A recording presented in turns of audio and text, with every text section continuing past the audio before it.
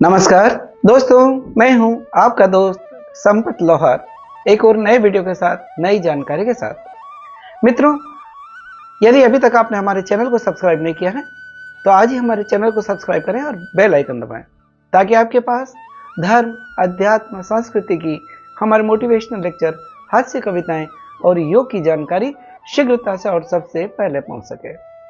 आज हम धर्म, अध्यात्म और संस्कृति में एक बहुत ही महत्वपूर्ण विषय की जानकारी आपको देने वाले हैं, जिसके बारे में शायद आपने पहले नहीं सुना हो।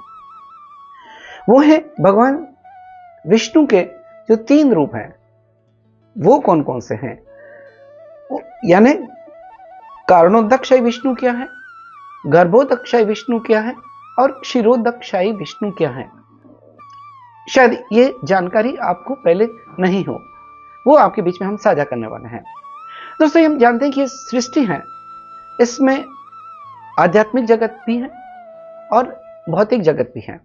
यानी इस सृष्टि में आध्यात्मिक जगत यानी स्पिरिचुअल वर्ल्ड, जो जिसमें ब्रह्म का तेज है वो है, और एक उसी के किसी कोने में महत तत्व है जो 16 तत्वों से मिलकर बना है। यानी वो 16 तत्व हैं जिसमें 5 जो स्थूल तत्व हैं, जैसे पृथ्वी, जल, अग्नि, वायु, आकाश, और 11 कर्मेंद्रिया, इनसे मिलकर महत तत्व बना है, या जिसे हम कह सकते हैं भौतिक जगत। तो ये आध्यात्मिक जगत और ये भौतिक जगत क्या है, ये जानने की कोशिश करी। और ये भौतिक जगत आध्यात्मिक जगत का केवल कुछ अंश मात्र है। यानी स्पिरिचुअल वर्ल्ड है, बहुत ज्यादा है, विस्तृत है, जिसमें ब्रह्म का तेज है, और भौतिक जगत जो कि नश्वर है, जैसे हम जानते हैं, वो केवल उसका कुछ अंश मात्र है। अब इसकी रचना कैसे होती है। भगवान विष्णु के कई रूपों में अवतार लिए हैं। जैसे मुख्यतः भगवान विष्णु ने जो अवतार लिए हैं वो 6 रूप में हम समझ सकते हैं। एक है पुरुष अवतार, दूसरा है जैसे लीला अवतार, गुण अवतार, मनवंतर अवतार आदि। यानी ये भगवान के अलग अलग रूप में जो 6 प्रकार के अवतार लिए हैं, उनमें आज हम बात करेंगे भगवान विष्णु के पुरुष अवतार के बारे में। दोस्तों, भगवान विष्णु का जो पहला रूप है, जिसे हम कहते हैं कारणोदकशायी विष्णु। अगर इस शब्द की हम संधि विच्छेद करें कि कारण प्लस उदक प्लस शाही विष्णु, यानी कारण, यानी कहते हैं कि कारण उदक कहते हैं सागर को, समंदर को, कारण उदक शाही, और शाही यानी जो शयन किए हुए हैं। यानी भगवान विष्णु का वो रूप जो कारण सागर में शयन किए हुए हैं, वो कारणोदकशायी विष्णु कहलाता है। कारणोदकशायी विष्णु का एक और नाम है जिसे हम कहते हैं महाविष्णु, यानी इनको महाविष्णु के नाम से भी जाना जाता है, कारणोदकशायी विष्णु को। ये कारण सागर में शयन किए हुए हैं। कारण सागर को हम ऐसा समझ सकते हैं कि एक ऐसा समझ लीजिए कि एक समंदर है और जिसके अंदर कई सारे बुलबुले हैं। उन बुलबुलों के बीच में भगवान श्रीहरि विष्णु शयन किए हुए हैं, वो कारणोदकशायी विष्णु कहलाते हैं, महाविष्णु कहलाते हैं। कारणोदकशायी विष्णु जब श्वास छोड़ते हैं तो इनके रोमकूपों से, रोम छिद्रों से अनंत ब्रह्मांड निकलते हैं, और जब सांस वापस लेते हैं तो सारे ब्रह्मांड इनमें समा जाते हैं या नष्ट हो जाते हैं। यानी जो भी ब्रह्मांड उत्पन्न हुए हैं या जो भी ब्रह्मांड हमें दिखाई देते हैं, वो सारे कारणोदकशायी विष्णु के कारण हैं। यानी कारणोदकशायी विष्णु सारे ब्रह्मांड इनके रोम छिद्रों से निकलते हैं, शरीर के रोम छिद्रों, और अनंत ब्रह्मांड है। कई बार हम सोचते हैं कि ब्रह्मांड एक ही है, ऐसा नहीं है, अनंत ब्रह्मांड है, और अनंत ब्रह्मांड में अनंत ब्रह्मा है। हर ब्रह्मांड के अपने अपने ब्रह्मा है। तो कारणोदकशायी विष्णु भगवान विष्णु का पुरुष अवतार में जो पहला रूप है वो कहलाता है कारणोदकशायी विष्णु। इन्हीं से बाकी सारे विष्णु या उनके स्वंश या अपने अंश का भगवान विस्तार करते हैं। कारणोदकशायी विष्णु के बाद जो अगला रूप आता है भगवान विष्णु का, जो विस्तार करते हैं भगवान, जब भगवान ने अपने सांस से या रोम छिद्रों से जब ब्रह्मांड की रचना हो जाती है, तो ये दूसरे रूप में, स्वंश रूप में जाते हैं अलग अलग ब्रह्मांड में, और वो कहलाते हैं गर्भोदकशायी विष्णु।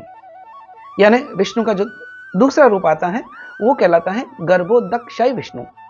गर्भोदक प्लस शाही यानी विष्णु, यानी वो भगवान विष्णु का रूप जो गर्भोदक के अंदर शयन किए हुए हैं। अब जैसे मैंने बताया कि ब्रह्मांड की रचना हो गई, उनके अपने अपने रोम छिद्रों से अलग अलग ब्रह्मांड बन गए। उस ब्रह्मांड में जब विष्णु देखते हैं कि घोर अंधकार है, अंधकार ही अंधकार है, और सारी जगह रिक्तता ही रिक्तता है, तब भगवान विष्णु के जो पसीने से जल बनता है, जो पसीने का जो जल निकलता है, उस जल से वो ब्रह्मांड में पूरा जल भर जाता है। करीब आधा ब्रह्मांड भगवान श्रीहरि के पसीने के जल से भर जाता है। उसमें भगवान शयन किए हुए हैं और जो जल है उसी को कहते हैं गर्भोदक। इसलिए भगवान को गर्भोदक शाही विष्णु कहा जाता है कि जो कि गर्भोदक जल के अंदर शयन किए हुए हैं। इन गर्भोदक शाही विष्णु के नाभि से कमल नाल निकलती हैं। आपने देखा होगा बहुत सी बार चित्र में कि भगवान शयन किए हुए हैं और उनके नाभि कमल से या नाभि से एक कमल नाल निकलती है जिसमें कमल का पुष्प है और जिसके ऊपर ब्रह्मा जी दिखाई देते हैं। यानी ये गर्भोदक शाही विष्णु हैं जिनके नाभि कमल से जो कमल नाल निकलती है, उस कमल पुष्प के ऊपर ब्रह्मा जी प्रकट होते हैं, जो सृष्टि के पहले जीव हैं। वो भगवान श्री हरि के गर्भोदक शाही रूप के जो कमल नाल निकलती है उस पर प्रकट होते हैं। तो ये है गर्भोदक शाही विष्णु। और जो कमल नाल है, जो लंबाई दिखाई देती है जिसे कमल नाल है, उसी कमल नाल में 14 तरह के अलग अलग लोक हैं। जो लोक हम जानते हैं कि पृथ्वी लोक हैं, पृथ्वी लोक से ऊपर अलग अलग लोक जाते हैं, भूलोक, भूवर लोक, स्वर लोक, जो भी लोक हैं अलग अलग लोक हैं। तो इस कमल नाल के अंदर ही 14 तरह के लोक हैं। वो लोग जो पृथ्वी लोक से ऊपर हैं वो ऊर्ध्वलोक कहलाते हैं। सबसे आखिर में जैसे ब्रह्मलोक है जहां पर ब्रह्मा जी वास करते हैं, जैसे ब्रह्मा जी दिखाई देते हैं वो। और सबसे नीचे की तरफ जाते हैं पृथ्वी लोक से तो वो अधोलोक कहलाता है, जहां पर असुर और बाकी योनियां जीव रहते हैं, वो कहलाता है अधोलोक। इस तरह से ये है गर्भोदक शाही विष्णु जिनके नाभि कमल से ब्रह्मा प्रकट होते हैं। इसके बाद जो तीसरा विस्तार करते हैं, ब्रह्मा जी जब सृष्टि की रचना करते हैं, ब्रह्मा जी का काम, हर ब्रह्मांड के अलग अलग ब्रह्मा है, जैसे मैंने बताया हर ब्रह्मांड के अंदर भगवान अपना विस्तार करते हैं गर्भोदक शाही विष्णु के रूप में। अनंत ब्रह्मांड है, अनंत ब्रह्मा है, अनंत क्षीरोदक विष्णु है जो अपने अंश का विस्तार करते हैं। और फिर जो भी उस ब्रह्मांड में जीव है, चेतन है या अचेतन जो भी है, उसके अंदर परमात्मा रूप में जो तीसरे भगवान विष्णु के रूप हैं वो कहलाते हैं क्षीरोदक शाही विष्णु। यानी क्षीरोदक शाही विष्णु क्या है? जो ब्रह्मांड के प्रत्येक जीव के अंदर परमात्मा रूप में अवस्थित है वो क्षीरोदक विष्णु कहलाते हैं। क्षीरोदक शाही, अगर इसको हम समझे, क्षीर प्लस उदक प्लस शाही, यानी भगवान विष्णु का वो रूप जो क्षीर सागर के अंदर शयन किए हुए हैं। हम भगवान विष्णु का एक रूप ये भी देखते हैं कि वो जो क्षीर सागर के अंदर शयन किए हुए हैं, वो भगवान विष्णु का रूप वो क्षीरोदक शाही विष्णु के रूप में कहलाता है। जो भगवान अपने विस्तार में, पुरुष अवतार के विस्तार में, यह तीसरा रूप कहलाता है क्षीरोदक शाही विष्णु। और यह हर चेतन मन में, हर एक चेतन या अचेतन, हर जगह यह रूप में स्थित है। हर एक के मन में या हर एक के हृदय में स्थित है। वो भगवान का विष्णु रूप, विष्णु का क्षीरोदक शाही विष्णु रूप कहलाता है, क्षीरोदक शाही विष्णु कहलाते हैं, जो हर एक चेतन या अचेतन में स्थित है। और जो भी देवी देवता भगवान श्रीहरि की प्रार्थना करते हैं वो क्षीरोदक विष्णु के पास ही जाते हैं। यानी जो भी अगर मदद मांगना है या भगवान की स्तुति या प्रार्थना करते हैं तो वो क्षीरोदक शाही विष्णु की ही करते हैं।